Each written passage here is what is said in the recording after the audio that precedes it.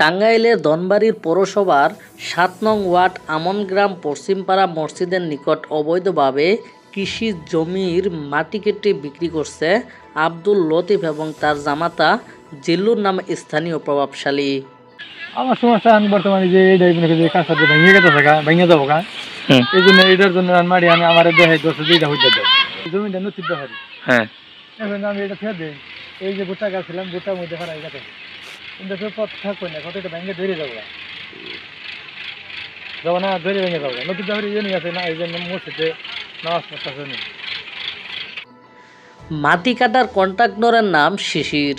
গোপন সূত্রের খবর পেয়ে ধনবাড়ি উপজেলা মডেল প্রেস ক্লাবের সাংবাদিকরা 4 ডিসেম্বর বুধবার বিকেলে ধনবাড়ি পৌরসভার 7 নং ওয়ার্ডের আমনগ্রাম পশ্চিমপাড়া জামে মসজিদ সংলগ্ন কৃষির জমিতে বেকুদ মেশিন দিয়ে মাটি কেটে ট্রাক্টর গাড়ি দিয়ে মাটির বিক্রি ভিডিও ধারণ করেন।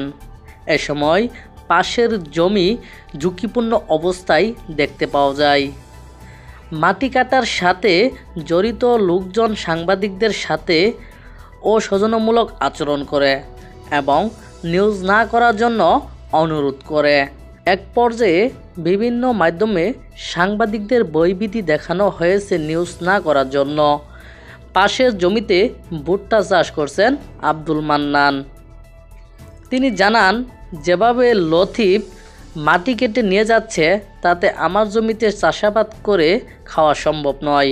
মাটি কাটার জন্য আমার ভুট্টা ক্ষেত ভেঙে যাবে, মাটি ধসে যাবে, বাধ্য হয়ে আমাকেও মাটি সরিয়ে ফেলতে হবে।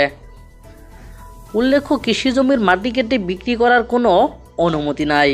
তারপরও অসাধু চক্র কৃষির জমি মাটি কেটে দেশের খাদ্য নিরাপত্তাকে ঝুঁকির মধ্যে ফেলে দিচ্ছে।